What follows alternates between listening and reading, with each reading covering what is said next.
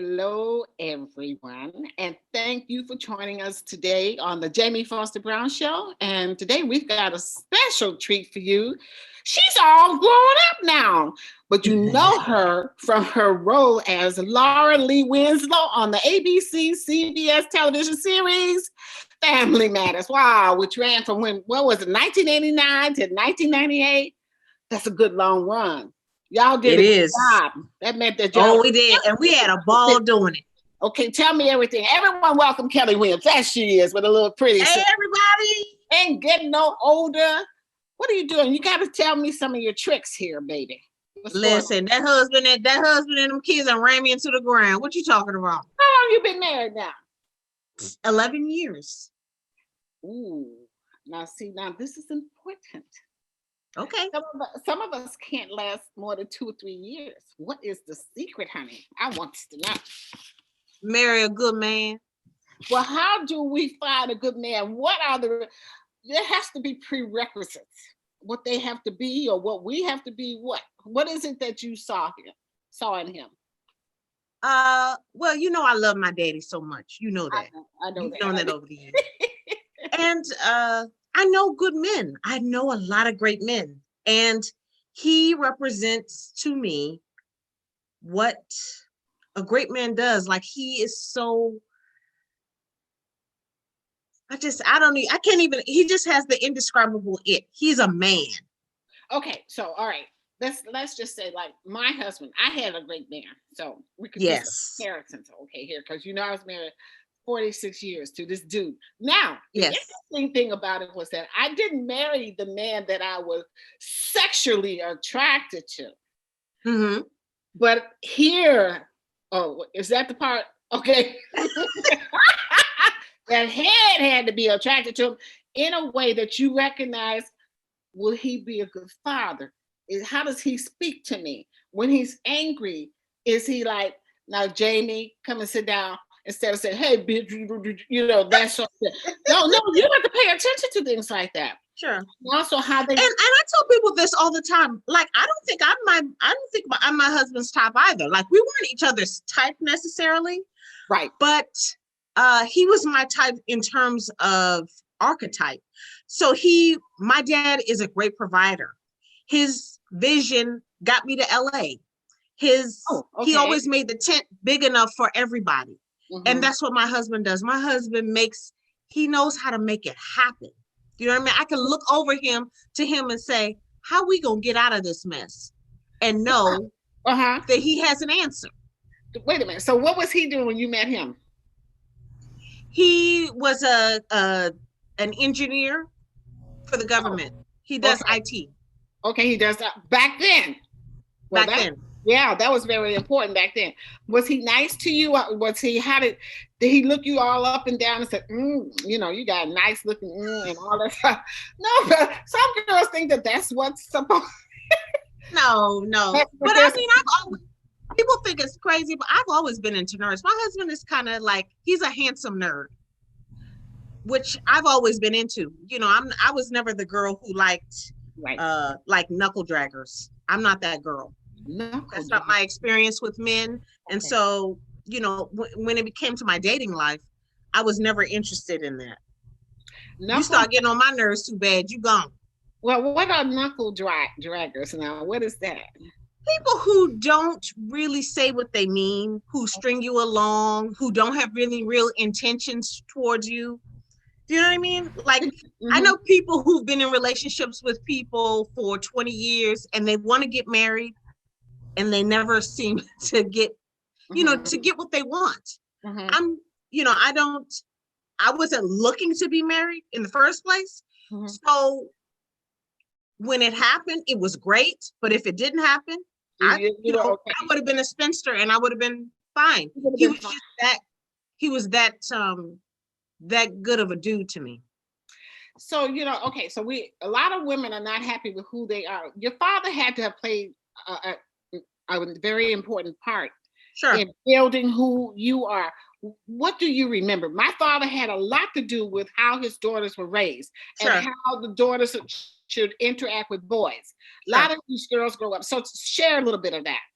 Well, my father, I remember from a young age, my father,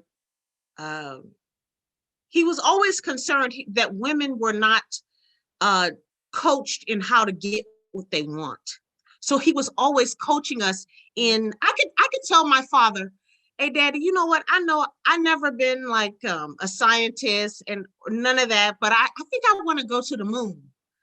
And my father would say, you know what? I think I grew up with somebody who worked at NASA. And Let go. me make some phone calls. And guess what? I'll be going to the moon. Right, right. You know what I mean? So he invested in you. He invested in me early, so I know what it feels like to be showered. There's a difference between being tolerated and being adored. Do you know what I'm saying? Tell me that, because so many of us are missing fathers today. So many.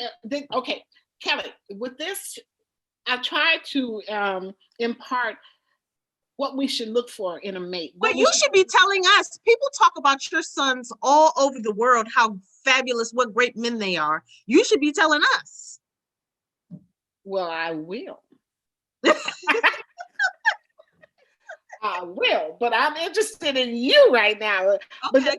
But okay, I can say this. My father taught, but first of all, my father cooked for us. My father helped clean the house. My Right. father brought all the he would tell us how to work in that work environment. How he would get us dressed. He would get us dressed in the morning to go to work. My hair, he'll say, James Satter. Now, that's my full name, James Satter. You're going to make some young man happy to see you today. Now, listen to this. So he said, okay. I said, I will, Daddy. He said, yes.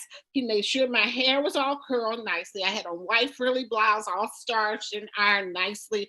And then black skirt, black belt, black shoes, and black stockings. And he would say, now, when you walk through the office and the factory, he said, don't have your head up in the air, your nose up in the air.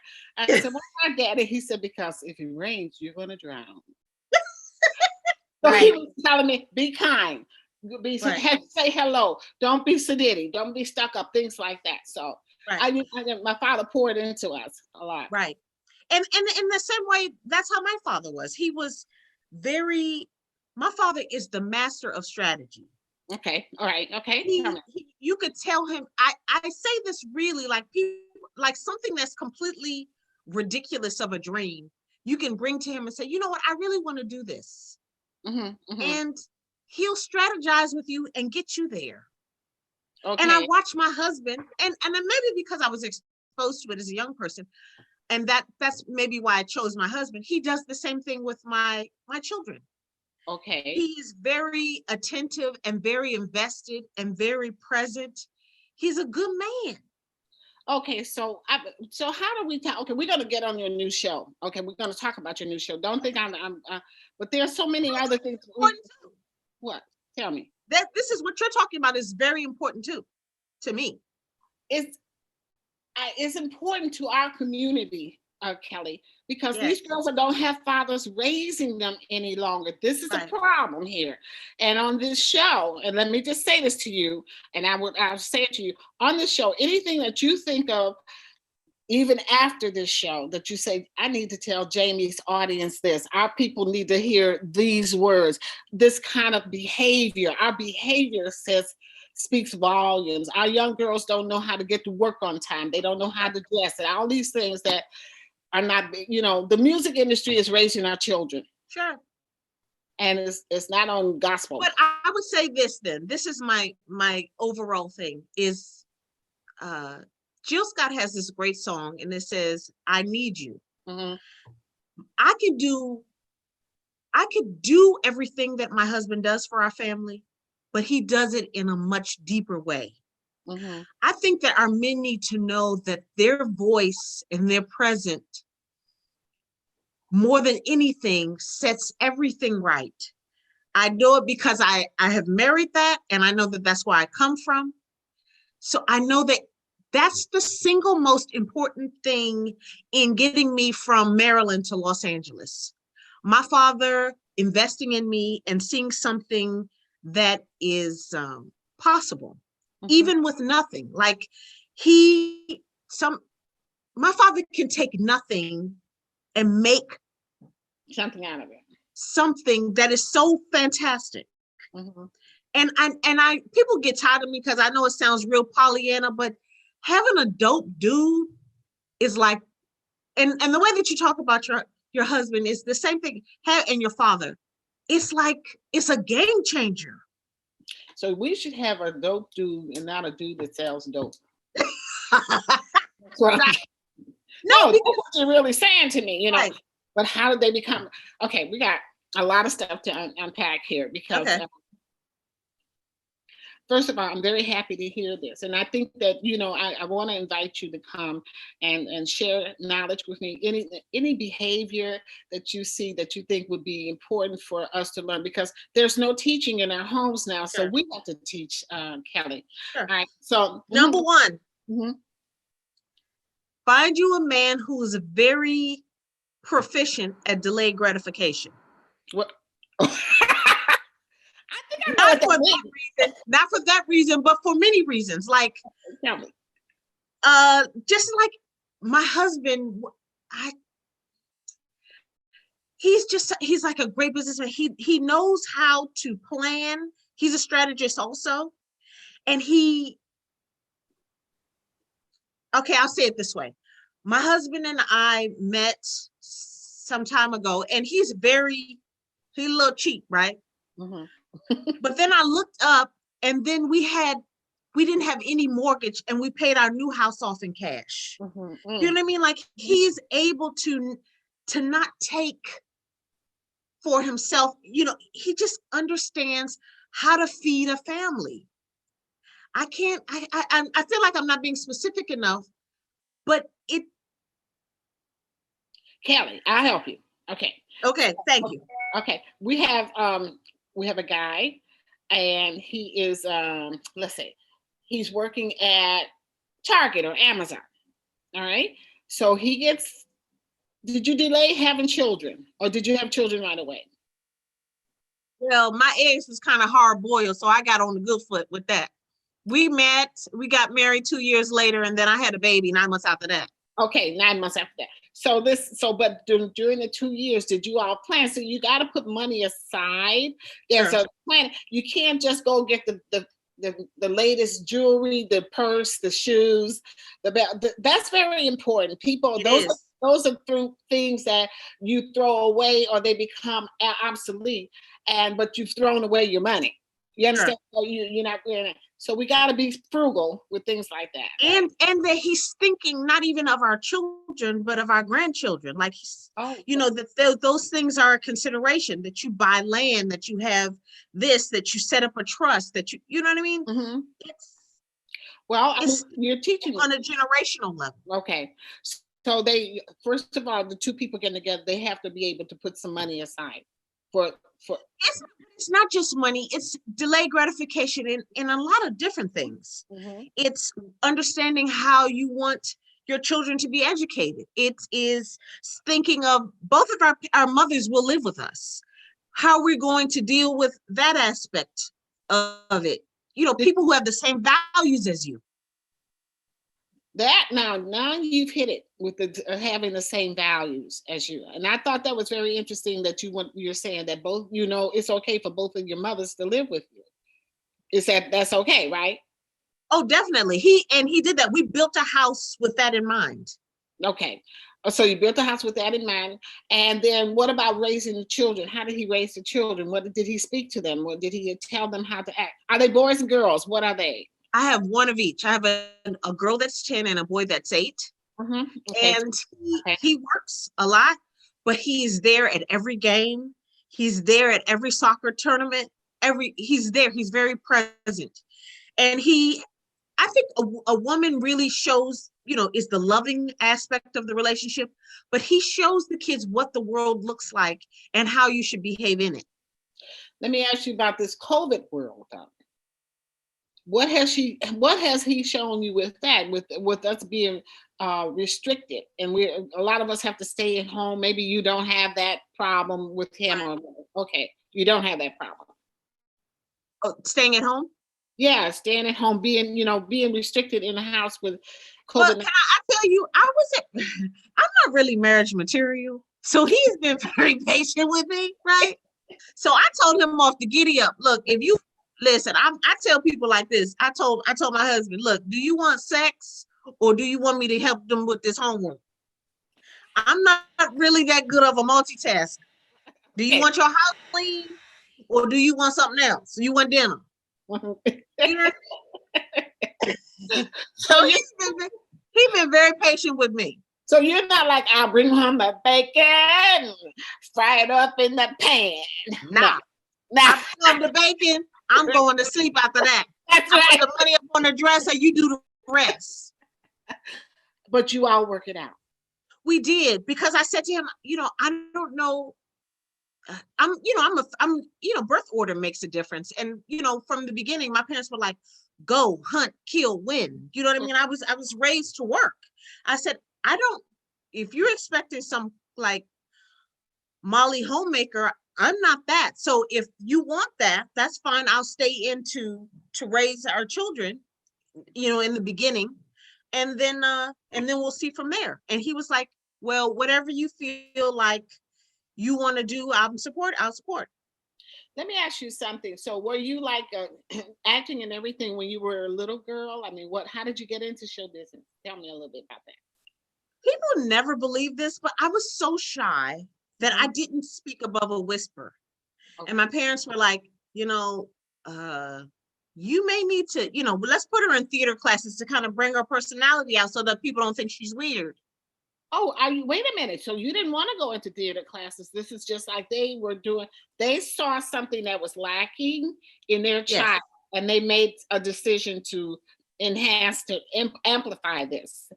Correct. Right. Because I was about to go to school. So they were like, you need these things.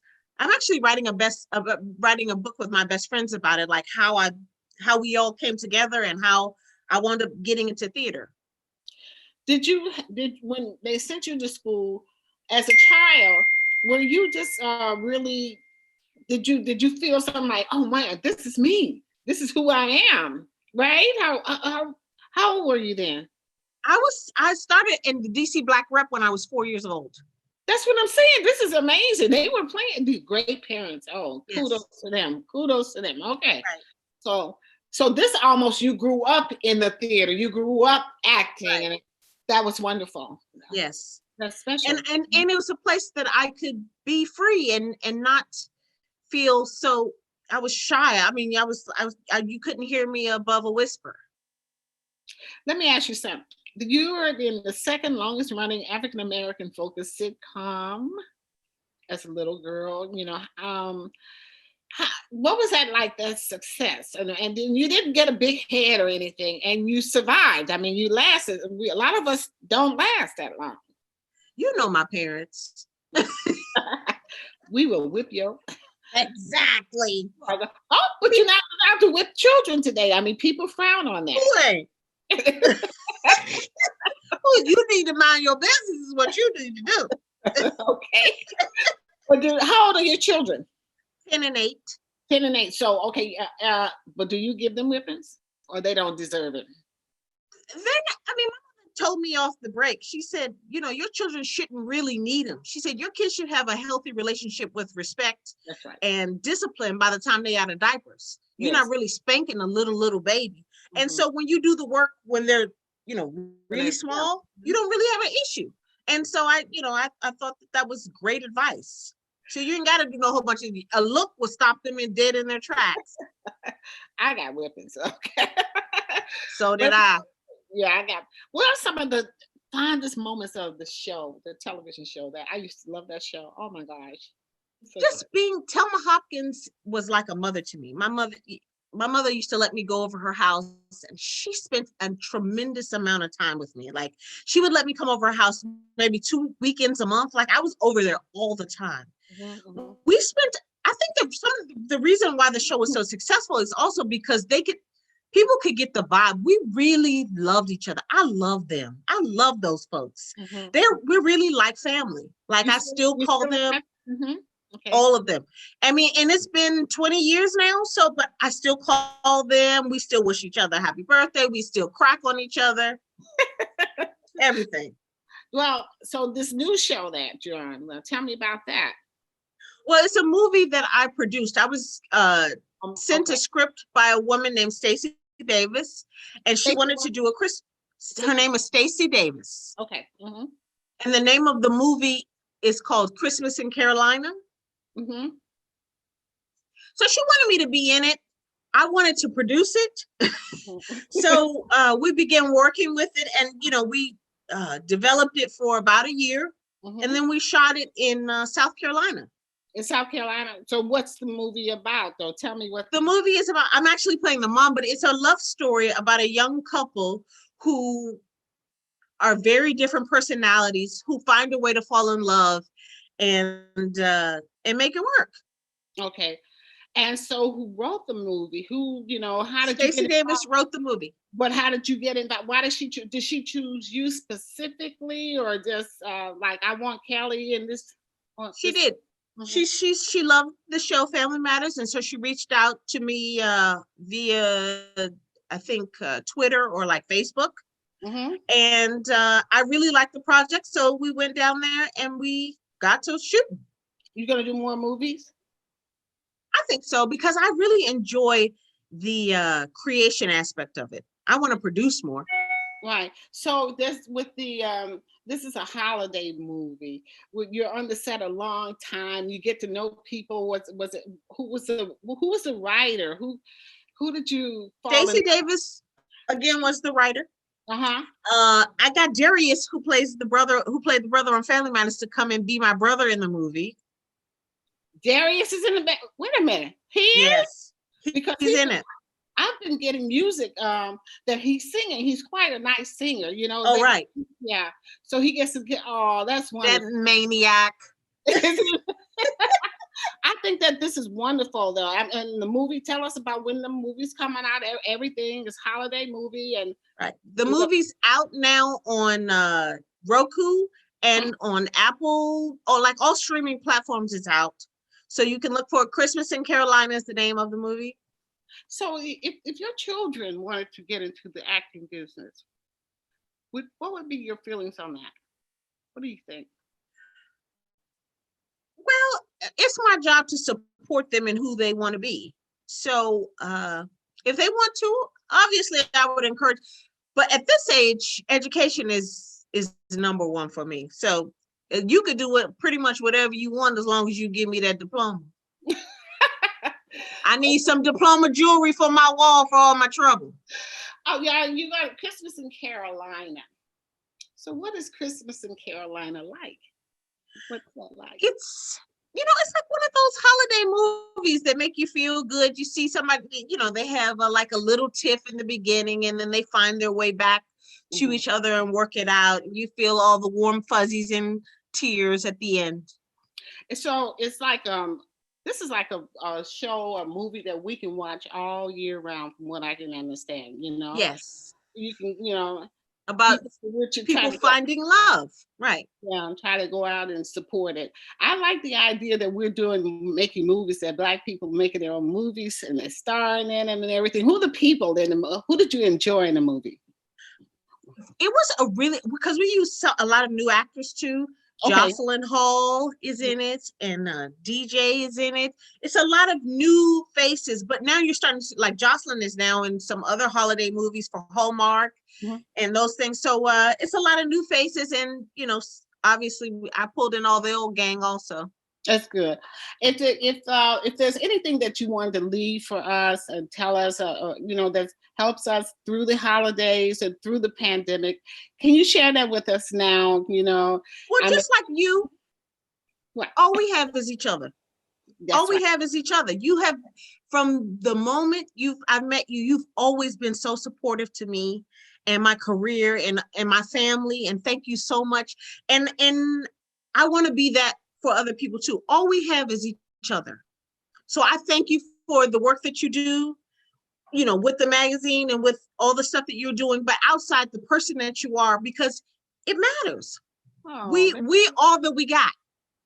oh, thank you so much. I wasn't really thinking about me. I'm thinking about, No, you know, but you didn't have to. I'm being serious. Like it matters. People think that that just because you're on a TV show that's something. It doesn't mean anything if you don't have the support of your community, of your family. You know what I mean? And whenever I see you, you embrace me. You have always been so kind to me. I'll never forget that. Oh, you're so wonderful. One last question. Sure. The people that tell me a little bit about the people that you worked with on this movie and why, what stood out? Because we know about you, but we don't know about the people behind the scenes, the people who write these movies and how it's directed. Right. So share some of that, who we should look forward to seeing their names and lights in the future. Definitely Stacey Davis. She was able, people think that it's so hard to do these things. She wrote, she's a teacher by trade, but she wrote a movie and she actually got it done. Like, she found the resources, she got the people together. It's not that hard. We have, what I learned from the movie is that we have everything that we need to get where we need to go. Mm-hmm. It's you lack nothing. If you just really sit and think about the resources that you have available to you, we can do just about anything. So we need to start pooling our resources and work together and get some stuff done. So she had to pool her resources. Were there other people that you met to help her make this movie? Her Bishop Blue down at her church, he gave her the funding for the movie. Awesome. The church was very supportive of her. Her aunts, I mean, she just got it done. This is wonderful. When that just shows that we can do just about anything. What church was that? We can. What church was that? We can. I'm sorry? What church was that? It's called Door of Hope. Uh-huh. In South Carolina. Okay. You can be as talented as you want to be. Yes. If you don't have a good director, that movie can look sloppy, not put together well. But who was the director on this movie? And see, this is what I was going back to the, you have everything, you lack nothing. You have everything within your grasp that you need. My stepmother, my bonus mom, Peggy Williams, directed the movie. And she did a fabulous job. Go ahead. Wait a second. Has Peggy directed movies before? No, she went to film school and she has a degree, but she had never directed before. But she has shot a lot of stuff. So she did a great job. We're just miracles. All of us are just miracles. Thank you, Peggy. And thanks for taking care of this baby girl all these years. We love you. Don't be. I love you more. Come back and see us again. Will do. Bye-bye. Bye.